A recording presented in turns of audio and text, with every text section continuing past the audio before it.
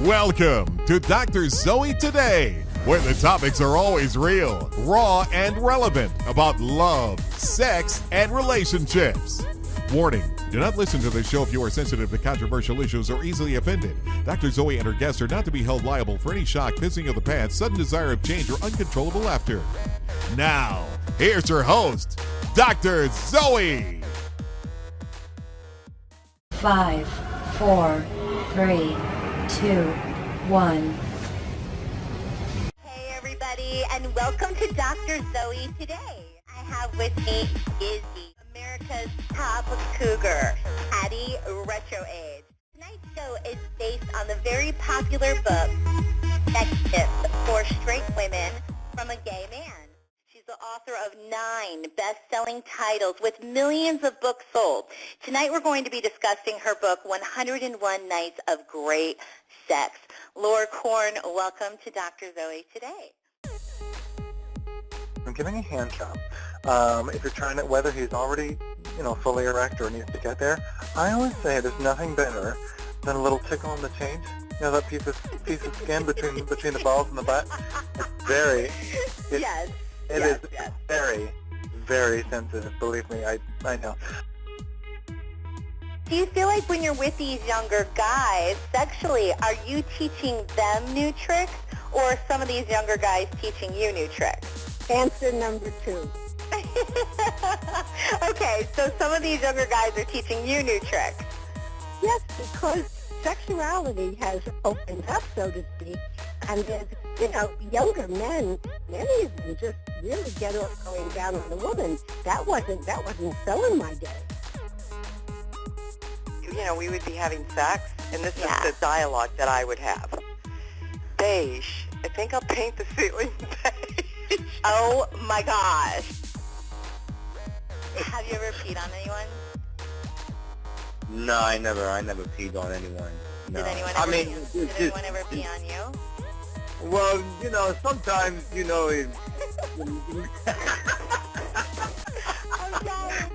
done. Come on, Gizzy, give it to me. Come on, the listeners, they want to know. I mean, they didn't exactly pee, they kind of shitted on me. Well, that was the turn on too. They what? They shit on you? Oh my gosh. Okay, this got more interesting than what I had anticipated.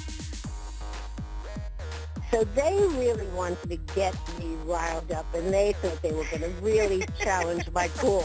Well, it's so TMZ, right? So, what do you expect? TMZ is all about that. So they asked me, have you ever eaten out asshole? So they really thought have you ever eaten out assholes, Hattie? That's what they asked me. So I made believe that I was slightly offended. I said, gentlemen, I'm 78. I will only do one at a time. One of the most racy things I've done on stage is probably teaching hand jobs. Yeah. It wouldn't seem racy, but when you get people on stage in front of an audience and you're literally showing them how to just off a penis, they get really uncomfortable. Okay, so what do you use? Do you use a dildo, or do you have problems? We actually just use the air, and even that is intimidating. We just have them go through the motions so themselves, it's like air guitar, but with a penis. It's air penis. Yeah, exactly.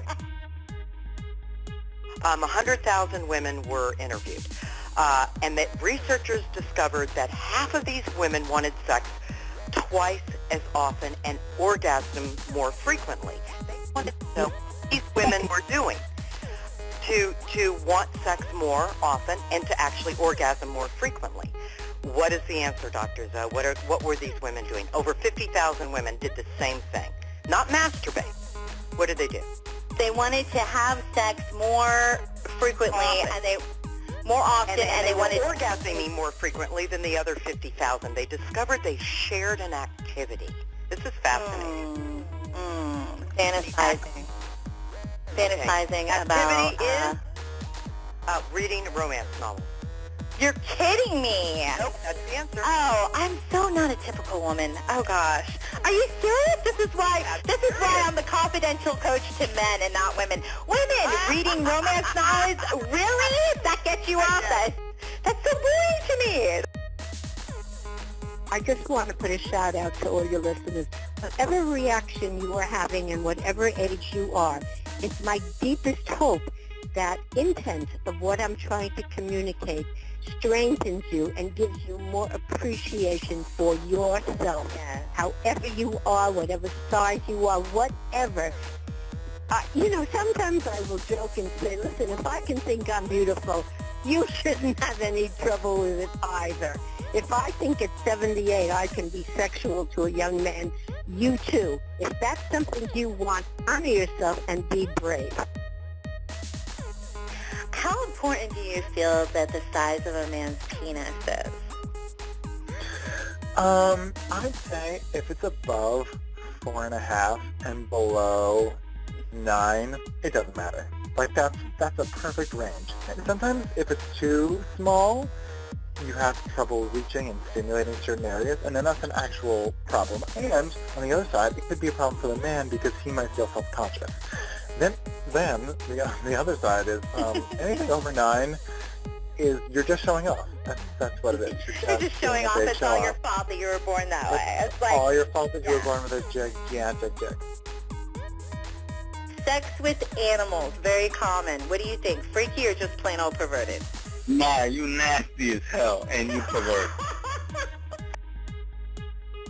So let's pretend I just sent it to you, Dr. Zoe, and I'm actually a lucky guy and I'm actually getting to bang you.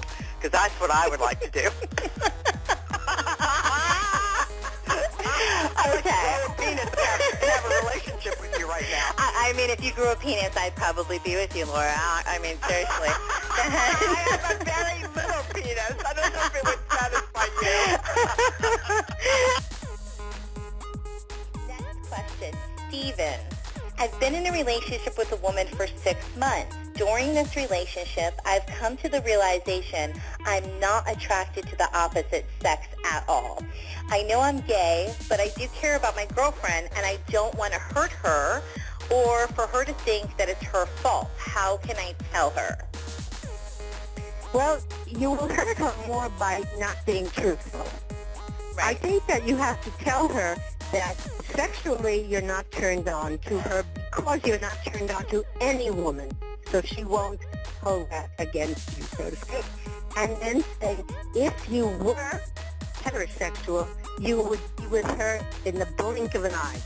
However, you are attracted to men, and you hope that she will understand, and out of your love for her as a friend, it will help you have the courage to choose the sex partner that you really want. Say full-on penetration again. I love the way you say that. Full-on penetration.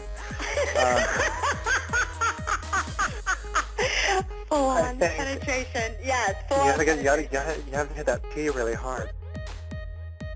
You're the only person that I would let interview me on my own show, but I love you already. As soon as I talked to you, I was like, I'm going to hang out with that bitch. Okay, go ahead, go.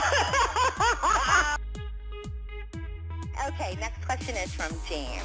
The woman who has been my best friend since middle school is getting married, and I'm in love with her.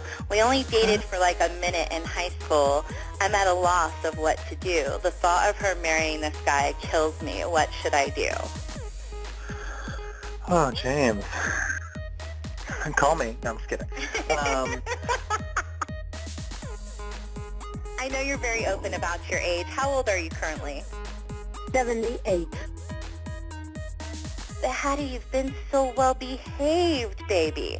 So I want you to fake your best orgasm for me right now, right here, for me. Because let's face it, we've all faked orgasms. So I don't even like to use the word fake orgasm. I really don't. I like, if you're not getting it in one place, express it in another. Who the hell cares? You know. And by the way, instead of telling yourself you're faking it, really do it. And guess what? It can turn you on. start with the sound, start with the moan, start with the movement, get it going. And instead of saying, I'm faking, say, I'm kind of enjoying, in fact, I'm getting turned on. So don't put yourself down. Yes. Go to it. The sounds that you make, they're real. Make them real. And Yes. they be remembered real. Like, they may be remembered real, but Come on, Hattie, give me more, Hattie. Oh, yes, yes.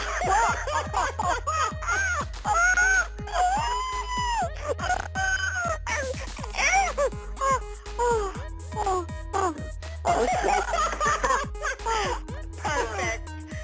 I want what she's having. Well, And by the everyone, way, yes. that's not a fake orgasm. It's a replay of what I recall orgasms are, and it may not feel quite as good, but I like it. All right.